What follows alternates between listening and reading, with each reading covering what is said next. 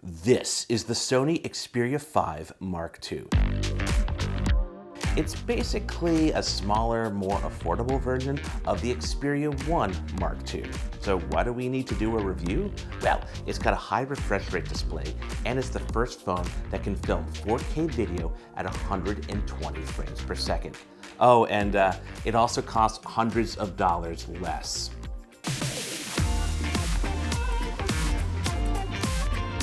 Look, I absolutely enjoyed the Xperia 1 Mark II. It was aimed at creative types who want more control over photography and videography on their phone. And since the majority of this phone is exactly the same, I want to focus on the differences and what's new. So if you want to catch up on the basics, take a look at my Xperia 1 Mark II review video, or take a look at the short film Robber that I shot and made on the phone with the Cinema Pro app. Also, before we jump in, this particular Xperia 5 Mark II is a pre-production phone running final software. Now, the Sony Xperia 1 Mark II really impressed me with its solid specs, 4K display, and creative apps like Photo Pro and Cinema Pro that allowed me to have detailed controls for photo and video capture. Aside from the 4K display, all of that is here in the Xperia 5 Mark II. The same Snapdragon 865 processor, the 8 gigabytes of RAM, the same triple rear camera array, the 20 frame per second burst mode with autofocus and auto exposure adjustments between each frame. It's all here. Okay, it doesn't have a time of flight sensor, but it still has eye autofocus for humans and pets, and it's still pretty wonderful. My biggest gripe against the Xperia 1 Mark II was its $1,200 price. Now, right off the bat, the Xperia 5 Mark II grabs my attention because at $950, it costs $250 less. Two things though. That's still $150 more than last year's Xperia 5 Mark I, and we're in a pandemic, and a lot of people are enduring financial hardship right now, so it's hard to recommend any phone that costs close to $1,000. That said, if you have the budget and are into Sony's mirrorless camera system, then yeah, the Xperia 5 Mark II is definitely worth considering. Another picky point I had with the Xperia 1 Mark II was its 4K display. The 4K part was stunning. It looked fantastic, but it lacked a high refresh rate. And that's because 4K displays aren't made to have a high refresh rate, at least not yet. So the Xperia 5 Mark II is nifty because it has a 120 Hz display with an HD resolution.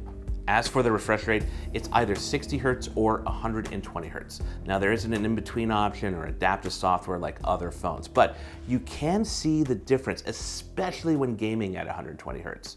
Part of that comes from the new and improved Game Enhancer app, which basically has gone a complete overhaul and uses software to crank that 120 Hz to 240 Hz. And it worked. You can actually see the difference in gameplay.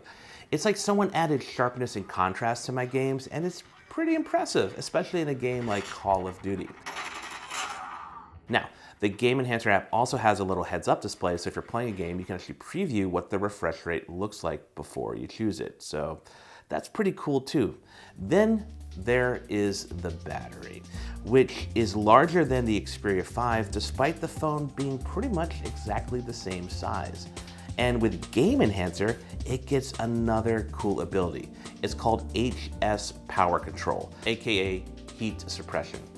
If your phone is plugged in, the idea is you could turn on the mode, and this will allow you to play longer while avoiding overheating the phone. Now, speaking of heat, inside the phone there's a new graphene layer that helps the phone dissipate heat so it doesn't feel hot to the touch. In testing the phone, it got warm but never hot, and that was mostly when I was playing games for more than 30 minutes or if I was shooting lots of photos and videos. And I should say HS Power Control is only available in the Game Enhancer app.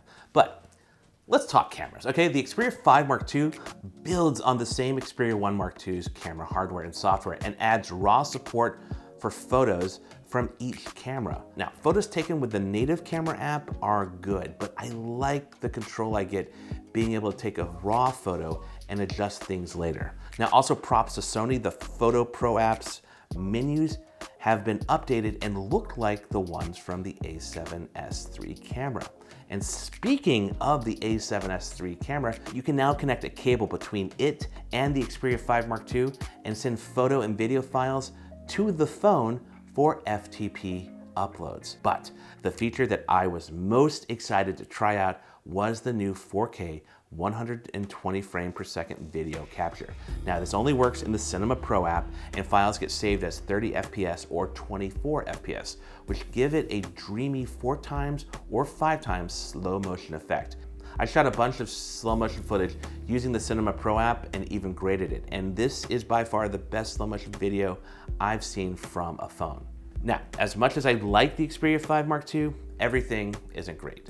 When using the Cinema Pro app, there's a sweet spot for exposure, and I ran into the same issue with the Xperia 1 Mark II as well. If it's too bright, you can't get the ISO or shutter angle low enough, and if it's too dark, well, you run into similar challenges. ISO tops out at 800, and because cameras on phones have a fixed aperture, aside from the Galaxy phones a couple years ago, you really only have the shutter angle to adjust for exposure, which isn't ideal because of how it affects movement, but also you bottom out pretty fast.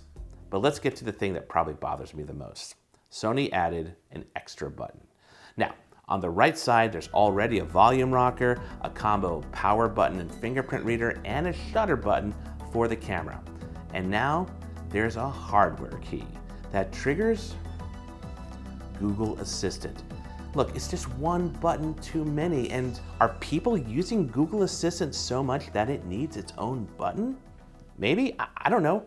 I don't know these people, and if that's you, please leave a comment, but here's what gets me. This phone is aimed at photographers and videographers, gamers, creative types, journalists, and nearly every one of those people are gonna mount this phone. Maybe if you're a gamer, you're gonna mount it to a PS4 controller.